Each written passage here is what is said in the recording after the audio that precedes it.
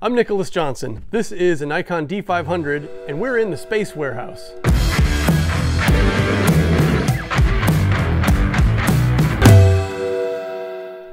Even though I'm really new to videos and YouTube, I've been a photographer all along. I thought it would be a great way to both improve my videography skills by editing this video while I impart my knowledge of photography onto the world. So my plan is to make a series of videos about photography basics, photography 101, starting with the 3 basic things you're going to want to learn first to control on your DSLR camera. And those are shutter speed, aperture, and ISO. Shutter speed being literally the amount of time measured in seconds that your camera's sensor is exposed to the world. Aperture being the size of the opening allowing light into your lens. Lower F number on your camera means larger aperture. So a lower F number means more light. ISO is just the sensitivity of your sensor in your camera. Commonly called ISO, but it turns out ISO is just a word. ISO is the name of the company that made the international standard. Even it's all capitalized, which is really weird. It's ISO. By turning up the ISO, you're pretty much compensating for the other 2 values. By manipulating these 3 things, you're establishing the feeling of the picture. You're choosing some of the characteristics that you want to have. Let's start with shutter speed. Shutter speed is the number that you see on the back of your camera is representing the number in seconds that your sensor is exposed to the world. There's like a plastic little thing that's going to open up and close. That's not even how it really works. It's actually like a curtain that has 2 parts. It goes like so and exposes an image that way. A quarter of a second, it's literally, and if it's 1 second, it's that's shutter speed. Why do you want to take control of your shutter speed? Well, here's an example. This is Grace. Grace was on a zip line and she was moving really fast. If you're photographing someone in a really fast moving environment, but you want them to look like they're frozen in time, you just have to have a really fast shutter speed. In a different instance though, let's say you're shooting a race car and you want to capture the feeling of speed. To get this feeling, it helps to have the car be in focus, but the background be blurred as if it's rushing by, because it is. But if your shutter speed is really high, it's going to freeze that background and the car, and it's going to look like it's just parked on the straightaway. So if you turn your shutter speed down to something like 1/100, and then you pan with the car and you take the picture, if you manage to do it just right, and you'll have to try it a bunch of times, especially when you're new at it, the car is going to be lining up with the speed of your camera, and so it is going to be in focus, but the background is going to be blurred because of the amount of time the shutter was open. Also in video, fast shutter speed to a slow shutter speed, actually I'm using a faster shutter speed now, so the difference between this, my hand's moving like this, and this, my hand's moving like this, where my hands are a little blurred out and the motion probably looks more natural, more film-like. That's not what I'm going for though.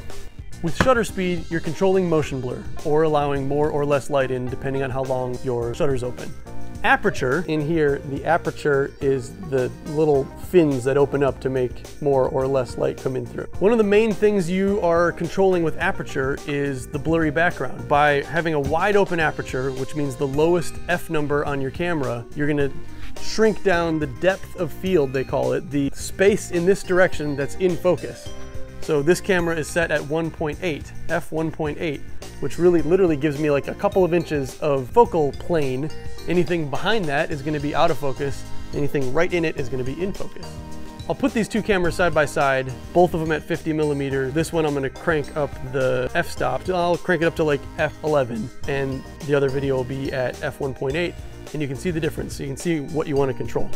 This is the Sony camera, my A6600, which is set at f1.8, and this is my Nikon camera, which is set at f11, f14, either f11 or f14. Nevertheless, a really high f-stop number versus a really low f-stop number, and you can see that the background is totally in focus in one of them, so it pretty much looks like iPhone footage, I guess, and then the background would be super blurred in the other one, where you'll see more of like a, I don't know, this is an interview on TV look that you're used to seeing.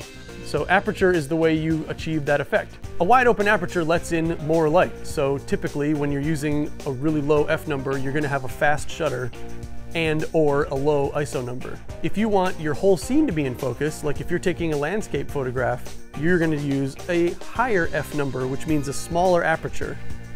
When you have your camera set at a higher f-stop number or a smaller aperture, you're going to need to let in more light a different way, either by cranking up your ISO, which is the sensitivity of your sensor, or having a slower shutter speed, which just means your sensor is exposed to light for a longer period of time and get the same amount of light that way. Third and finally is ISO. ISO is just the sensitivity of your sensor in your camera. ISO is almost like a little cheat. Your aim is to have the lowest ISO number you can have while still getting the picture that you're looking for. ISO is basically a compensation for shutter speed and aperture. For instance, if you are shooting indoors, you're shooting like a basketball game, but it's inside a gym and you don't have a whole lot of light, but you still want a really fast shutter speed so that you can freeze the action, you're gonna open up your aperture all the way, you're gonna turn down your shutter to what you think is right. Usually 1/500 is good enough to freeze action, and then with those two values set, you're gonna turn your ISO up until your exposure is right, to a reasonable degree. If you crank it up too high, it's gonna start to look like a VHS tape. I set my Nikon camera to ISO 20,000, and so you'll see all the blacks are like sparkly and bad, where on my other camera, in the same room at the same time, under all the same circumstances, the blacks are clean black and everything else looks really sharp. What's happening is basically your sensor, ISO is just kind of your sensor receiving more electricity in order for it to be more sensitive. So it's just the sensitivity of your sensor. You can practically see in the dark with it, but you're gonna get a crappy image like you're seeing here. One aspect of like a more expensive camera is being able to handle a higher ISO number before the image just goes to crap. And so these cameras have no problem being in the 6,000 range, pretty much would make the same picture that you're seeing here. Anytime you change one value, shutter speed, aperture, f-stop number, or ISO, one of the other two values has to change in the opposite direction in order for your exposure to be right. When you're using like a point and shoot camera or a cell phone, or if your DSLR is in P mode, program mode, then it's just gonna handle everything for you. And you'll get a perfect exposure every time, but you won't get to choose those aspects. You won't get to choose the blurry background or the not blurry background. You won't get to choose to have frozen action or a motion blur. In photography, they measure the amount of light in stops. And so every time you double or cut in half the amount of light you're giving your camera, you're going up or down a stop. That's just the terminology. So if you go from 1/100th of a second shutter speed to 1/200th of a second shutter speed, you've gone down a stop. Same with the other two. If you're taking your ISO number from 100 to 200, you've gone up a stop. You've given yourself one more stop of light. If you want to take a picture with a blurry background, you have a large aperture, which is a low F number, which means you're letting in more light. So to compensate, you're gonna have to speed up your shutter speed, go down a stop in your shutter speed, or lower your ISO if it's not lower already. And so it used to be that in film cameras, in the 1900s, in the old century, you'd buy film and the film would be like an ISO number. They called it film speed at that time. And so your ISO, you wouldn't be adjusting that on the fly ever, because you'd have to take film out and put a different film canister in. ISO 100 is going to produce the best image for you. In an ideal world, you would do everything you can to get it down to ISO 100 while still achieving the look of the shot that you want. ISO is like adding light, but it's electronic, I guess. That's why you will lose image quality by cranking up the ISO. Although new cameras are super good at handling higher ISOs before they get nutty. So this camera can easily shoot 6400, ISO 6400, and the blacks are still black and everything still looks really good.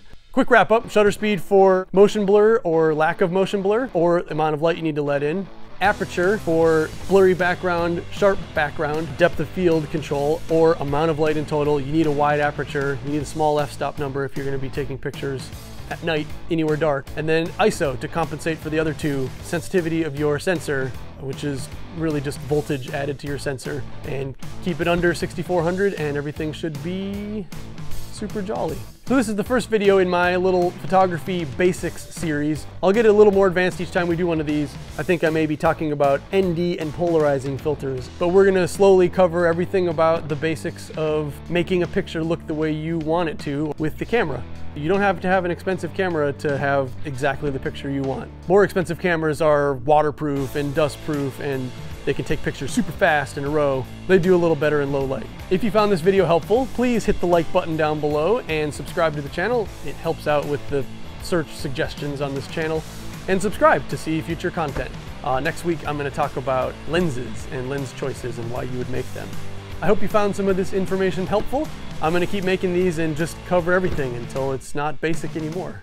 And leave a comment. Tell me anything you thought. Do you not like my hat? Do I wear the same shirt too often? I think I do. Okay, I'll see you in the near future. I think I rose up to start this video, so I'm gonna shrink down to stop it.